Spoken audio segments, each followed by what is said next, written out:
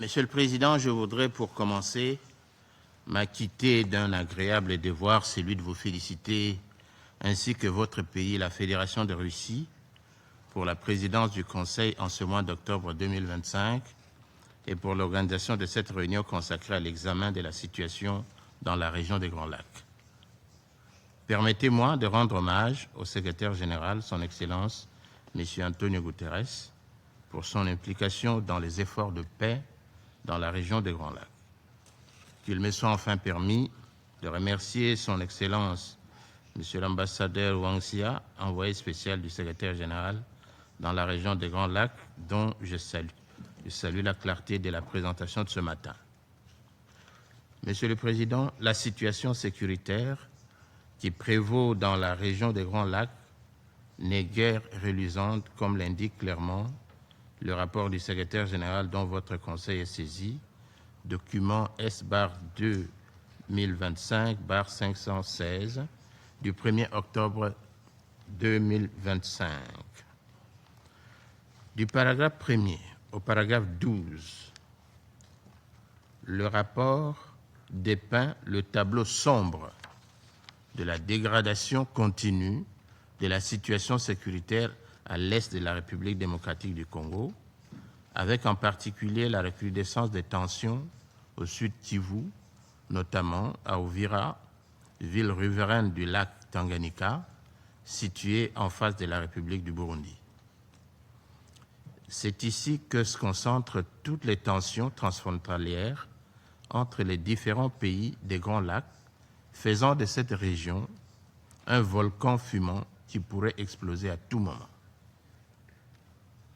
Au-delà de ces tensions, la vérité sur le terrain est celle qui est décrite dans divers rapports du groupe d'experts sur la République démocratique du Congo et dans ceux du secrétaire général sur la situation en République démocratique du Congo, rapport dont ce Conseil reste valablement saisi. Pour rappel, votre Conseil a, par sa résolution 2773 du 21 février 2025, décidé que l'AFC M23 doit se retirer de Goma, de Bukavu et de toutes les zones contrôlées et démanteler dans leur intégralité les administrations parallèles illégitimes mises en place sur le territoire de la République démocratique du Congo. Le Conseil a demandé également à la Force de défense du Rwanda, RDF, de cesser tout soutien au M23 et de se retirer immédiatement du territoire de la République démocratique du Congo sans conditions préalables. Bien que l'application des dispositions de cette résolution se fait encore attendre, nous saluons tout de même la poursuite des efforts diplomatiques en cours dans le cadre du processus de Washington et de Doha. Mais en dépit de toutes ces initiatives de paix, on reste encore et toujours préoccupé, à la lumière des récents développements, par la sincérité de l'engagement du Rwanda et de leur supplétif de la FCM23 qui s'obstinent à fouler aux pieds leurs engagements au terme de l'accord de paix de Washington et de la déclaration des principes de Doha. Je peux citer à titre d'exemple, il y a peu, nous annoncions qu'au cours du mois de juillet 2025, plus de 300 civils congolais ont été tués dans plusieurs localités du territoire de Rutshuru en province du Nord Kivu, à la suite d'attaques menées par le mouvement M23 en violation flagrante du cessez-le-feu réaffirmé dans la déclaration de principe de Doha du 19 juillet 2025 et dans l'accord de paix de Washington du 27 juin 2025. Aujourd'hui encore, plus de 272 cas d'assassinat et d'exécution sommaire, plus de 300 cas de viol, plus de 300 cas de torture corporelle, y compris des élèves, des cas des arrestations arbitraires dans des conditions inhumaines, des centaines de cas d'enlèvement et de recrutement forcé, des crimes organisés à Tchanzu et Rumangabo contre les jeunes Congolais sous couvert d'une formation militaire forcée sont signalés. Ces crimes ont été commis durant les mois de septembre et d'octobre en cours. Cette nouvelle série de crimes s'ajoute aux informations récemment recueillies par les services compétents dont nous avons fait état ici, notamment par le Haut Commissariat des Nations Unies aux droits de l'homme, qui établissent que la majorité des victimes, parmi lesquelles figuraient de nombreuses femmes et enfants, étaient des civils sans défense, exécutés sommairement.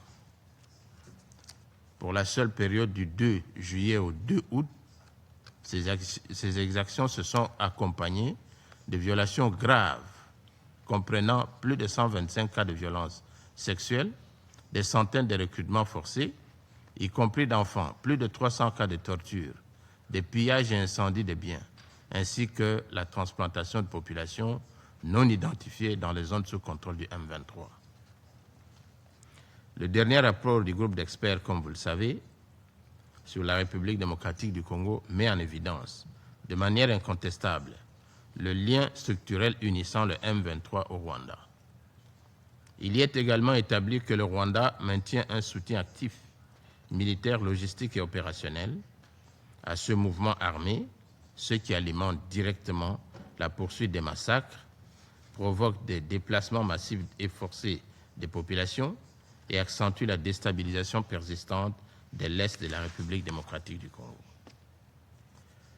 Monsieur le Président, toujours au titre des efforts diplomatiques, la République démocratique du Congo appuie également la démarche de rationalisation visant la consolidation des processus de médiation menés par l'Afrique, ainsi que la nécessité d'assurer, comme souligné dans le communiqué final du sommet des chefs d'État de la SADC, réunis à Antananarivo au Madagascar le 17 août dernier, la complémentarité et l'harmonisation entre ces processus et les autres initiatives menées par le Qatar et les États-Unis. C'est ici le lieu d'assurer le Conseil de l'engagement de mon pays à poursuivre les travaux en cours sur la mise en œuvre de l'accord de Washington, en conformité avec la déclaration des principes de Doha. Dans le premier cas, comme mentionné au paragraphe 16 du rapport du secrétaire général et de Doha, le comité de surveillance conjointe établi depuis le 31 juillet à Washington et les mécanismes conjoints de coordination de la sécurité mis en place à Addis Abeba les 7 et 8 août 2025 sont tous à pied d'œuvre. Du côté de Doha, on en est aux discussions sur la mise en œuvre des préalables. À ce stade, un mécanisme d'échange de prisonniers a été mis en place, dans le cadre duquel le Comité international de la Croix-Rouge facilitera l'identification, la vérification et la libération en toute sécurité des détenus des deux camps. Je voudrais cependant relever, au vu des réalités malheureuses que nous observons sur le terrain, en paraphrasant le président de la République, son Excellence M. Félix-Antoine Tshisekedi Tshilombo, que la cessation des hostilités, le retrait des troupes rwandaises, la fin de leur appui au M23 et le retour de l'autorité de l'État congolais sur toutes les zones occupées constituent des conditions non négociables pour une paix véritable. En ce qui concerne l'exploitation illégale des ressources naturelles de la République démocratique du Congo, mon gouvernement réitère son appel pour la mise en place d'un mécanisme similaire au processus de Kimberley pour gérer l'or provenant des zones de conflit afin de mettre un terme à cette économie parallèle qui alimente la violence. Mon gouvernement, qui souscrit aux recommandations de l'atelier de Khartoum du 2 septembre 2021 sur les ressources naturelles dans la région des Grands Lacs, est prêt à participer activement aux discussions pour la mise en place d'un tel processus afin d'éradiquer ce fléau. La promotion d'une gestion durable et transparente des ressources naturelles demeure une priorité essentielle pour mon gouvernement, car c'est un des outils qui permettra de s'attaquer de manière efficiente aux causes profondes du conflit dans les Grands Lacs. Monsieur le Président, au cours de la 12e réunion du mécanisme régional de suivi du CPSF, qui s'est déroulée en Entebbe en Ouganda, le 28 mai, les chefs d'État des pays membres du mécanisme ont examiné l'évaluation indépendante de la mise en œuvre du projet de plan d'action pour la revitalisation de l'accord cadre adopté le 21 juin 2024, y compris ses conclusions et recommandations, et ont adopté un plan d'action pour la revitalisation de l'accord cadre d'Addis Abeba. Pour mon gouvernement, le plan d'action ayant été adopté et sa pertinence réaffirmée, l'heure est à l'action. Notre espoir est que la République démocratique du Congo ne soit plus le seul pays de la région à respecter ses engagements au terme de l'accord cadre comme ce fut le cas dans le passé. Je voudrais clore mon propos en vous rassurant de la disponibilité de mon gouvernement à œuvrer pour une paix pérenne en RDC et dans toute la région des Grands Lacs. Mais il faudra pour cela que le Conseil puisse s'assurer de l'implication de tous les autres acteurs et signataires de l'accord cadre. Je vous remercie. Je remercie le représentant de la République démocratique du Congo pour sa déclaration. Je donne maintenant la parole au représentant du Rwanda, s'il vous plaît. Thank you for giving. Merci de m'avoir accordé l'usage de la parole, Monsieur le Président. Permettez-moi de commencer par vous féliciter pour votre direction du Conseil de sécurité ce mois-ci. Je voudrais également remercier l'envoyé spécial pour son exposé sur la situation dans l'est de la République démocratique du Congo et dans la région des Grands Lacs. Je remercie également toutes les délégations qui m'ont précédé dans l'usage de la parole. Je voudrais saluer le secrétaire général et l'envoyé spécial qui ont reflété comme il se doit dans les paragraphes 14 et 21 dans les paragraphes 14 à 21 de leur rapport, les efforts diplomatiques actuels qui ont pour but de garantir un règlement pacifique de la crise dans l'est de la RDC. Je voudrais également rappeler le paragraphe 14 qui dit, et je cite, « En mars, les États-Unis ont lancé une initiative visant à faciliter un règlement politique de la crise entre la République démocratique du Congo et le Rwanda en consultation avec l'État du Qatar. » Le processus a débouché sur la signature le 27 juin à Washington d'un accord de paix entre les ministres des Affaires étrangères de la République démocratique du Congo et du Rwanda. Cet accord a été bâti sur une déclaration de principe signée par les deux ministres le 25 avril et un concept d'opération pour un plan harmonisé de neutralisation des FDLR et le désengagement des forces élaboré dans le cadre du processus de Luanda mené par l'Angola en octobre 2024. Les parties se sont engagées à interdire les hostilités, à respecter l'intégrité territoriale et la souveraineté des deux États, à cesser de soutenir les groupes armés, à désengager, désarmer et intégrer sous condition les groupes armés non étatiques, à régler les différends par la voie de moyens pacifiques, à faire rentrer les réfugiés et les personnes déplacées et à mettre en place un mécanisme conjoint de coordination de la sécurité et un comité de surveillance conjointe. L'accord a également engagé les parties à mettre en œuvre la résolution 2773 du Conseil de sécurité de 2025. Monsieur le Président, le Rwanda le réitère. Il est important que nous mettions en conformité nos interventions par rapport à ce qui a été arrêté par nos États, parce que j'ai l'impression ici parfois que le Conseil de sécurité n'a pas suffisamment d'informations sur les progrès réalisés à Washington ou qu'il y a tout simplement des incohérences. Et je voudrais demander aux représentants des États-Unis d'envisager d'informer le Conseil de manière à ce que nous puissions, à ce qu'il puisse y avoir donc une cohérence entre les interventions qui sont faites au Conseil et la réalité des faits, donc des négociations à Washington. Je pense que cela permettrait d'alimenter le processus et de soutenir le processus. Nous sommes convenus d'un mécanisme pour régler nos différends avec la RDC et nous demandons au Conseil de nous soutenir. Commitments within this framework. Le Rwanda à mettre en œuvre dans ce cadre de l'accord de Washington et nous continuerons à appuyer le processus de Doha. Le Rwanda rappelle son attachement à l'accord de paix de Washington Il y a la déclaration de principe de droit complémentaire facilitée par l'État du Qatar. Ces deux accords représentent des mesures essentielles pour parvenir à une paix durable et une réconciliation durable de notre région.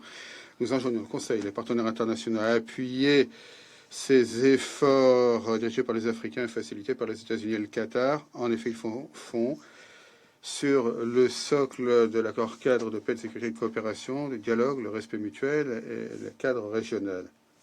Mesdames et messieurs les membres du Conseil, ce que je voudrais faire ici, c'est répéter qu'il y a un accord entre nos deux pays que nous avons conclu dans le cadre de nos compétences souveraines, aidés par les États-Unis et le Qatar, qui continuent à nous aider. L'Union africaine aussi continue à nous aider. Nous avons besoin de votre appui. Et il faut que nous vous donniez la chance de mettre en œuvre l'accord en l'état.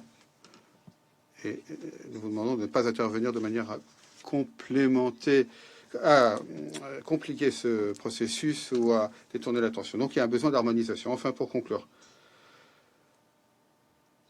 je note que le rapport, la manière dont il parle des discours de haine, de la question de FDLR, ce n'est pas une question de ressources.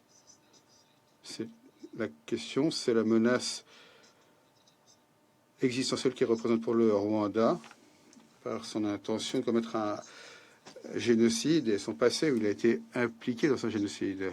La situation des réfugiés qui sont dans des camps de réfugiés depuis 28 ans.